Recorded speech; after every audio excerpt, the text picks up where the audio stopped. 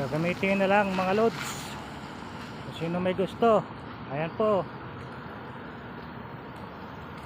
hindi binta po. Ayan, re-restore na dito sa Lucena City, Quezon Province. Ayan po, LTO. Ayan, LTO po yan.